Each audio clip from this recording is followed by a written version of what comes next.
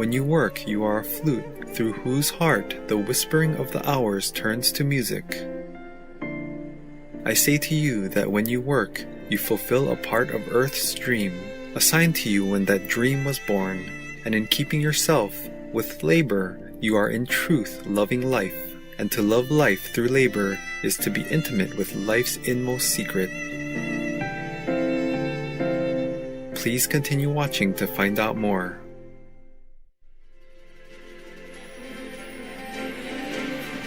Hello and welcome, adorable viewers.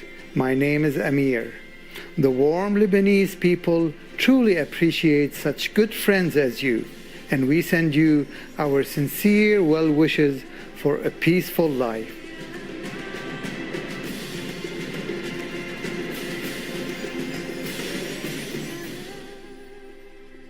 Born in 1883, Kahlil Gibran was an enlightened Lebanese philosopher, author, poet, artist, and mystic who immigrated to the United States when he was young. As a writer, he inspired a transformation in Arabic literature with his simple and direct style, as well as the highly relatable themes he chose. But some of his best-known work were in English and won the popularity of a wider American audience. Kahlil Gibran's most famous work is The Prophet, a book of 26 poetic essays that he began while still a youth in Lebanon and published in 1923. The Prophet made Kahlil Gibran one of the best-selling poets in the world. Its inspirational words of wisdom have been quoted in various books and articles of advice, recited at weddings and funerals, etc.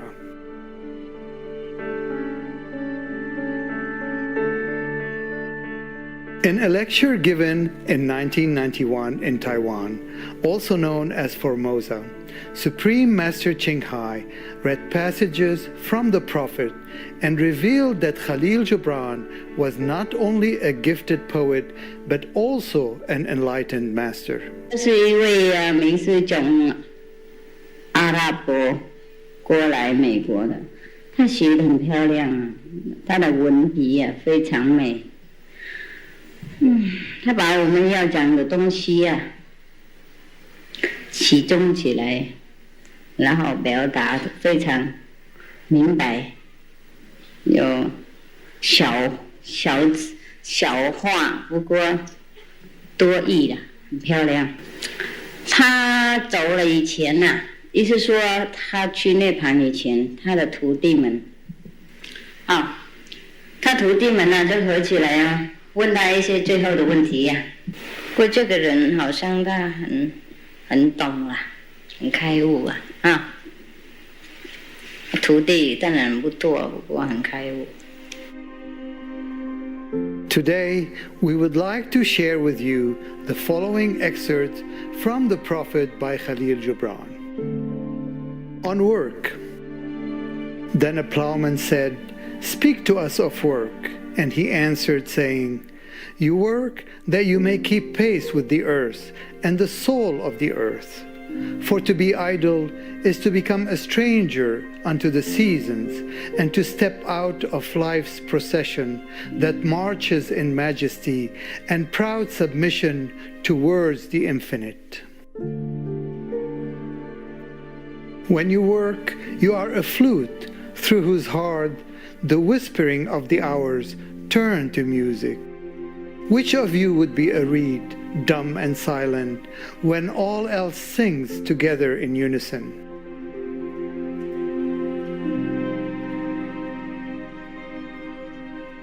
Always you have been told that work is a curse and labor is misfortune. But I say to you that when you work, you fulfill a part of earth's dream, assigned to you when that dream was born, and in keeping yourself with labor, you are in truth loving life. And to love life through labor is to be intimate with life's innermost secret. But if you, in your pain, call birth an affliction and the support of the flesh a curse written upon your brow, then I answer that nothing but the sweat of your brow shall wash away that which is written. You have been told also that life is darkness, and in your weariness you echo what was said by the weary. And I say that life is indeed darkness, save when there is urge, and all urge is blind, save when there is knowledge. And all knowledge is vain, save when there is work. And all work is empty, save when there is love. And when you work with love, you bind yourself to yourself, and to one another, and to God. And what is it to work with love? It is to weave the cloth with threads drawn from your heart, even as if your beloved were to wear that clothes. It is to build a house with affection, even as if your beloved were to dwell in that house. It is to sow seeds with tenderness and reap the harvest with joy, even as if your beloved were to eat the fruit. It is to charge all things you fashion with the breath of your own spirit, and to know that all the blessed dead are standing about you and watching.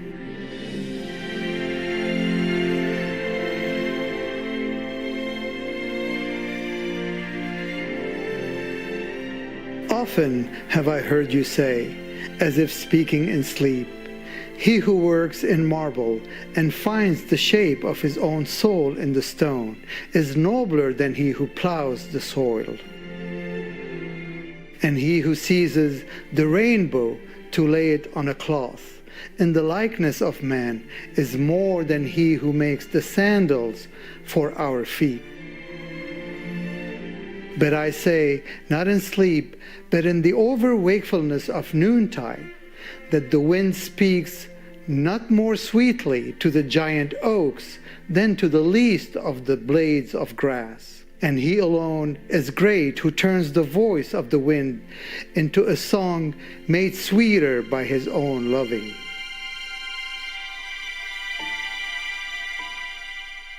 Work is love made visible, and if you cannot work with love, but only with the state, it is better that you should leave your work and sit at the gate of the temple and take alms of those who work with joy. And if you bake bread with indifference, you bake a bitter bread that feeds but half man's hunger. And if you grudge the crushing of the grapes, you grudge distills a poison in the wine. And if you sing though as angels, and love not the singing, you muffle man's ears to the voices of the day and the voices of the night.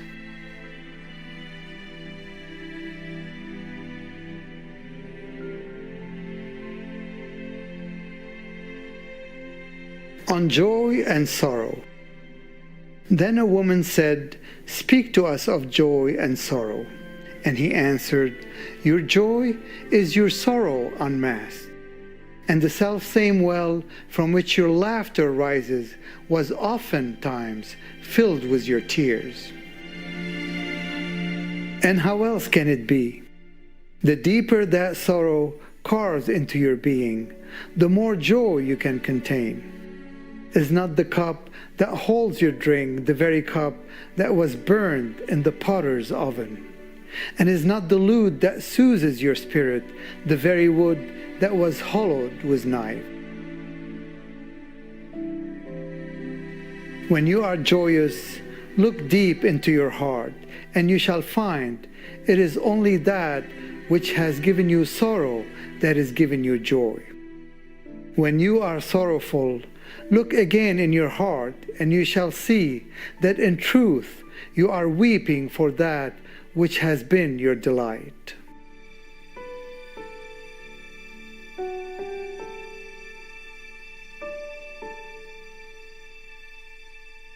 Some of you say, joy is greater than sorrow, and others say, nay, sorrow is the greater. But I say unto you, they are inseparable. Together they come, and when one sits alone with you at your board, remember that the other is asleep upon your bed. Truly you are suspended like scales between your sorrow and your joy. Only when you are empty are you at standstill and balanced.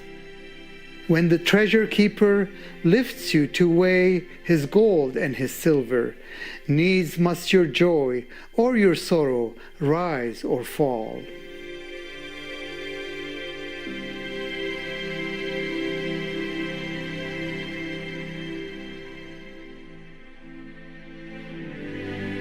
Thank you, loving viewers, for your delightful company on Poetic Essays from the Prophet by Kahlil Gibran, Part 1 of 2, on work and on joy and sorrow. On Words of Wisdom, please join us again tomorrow for Part 2 of this program.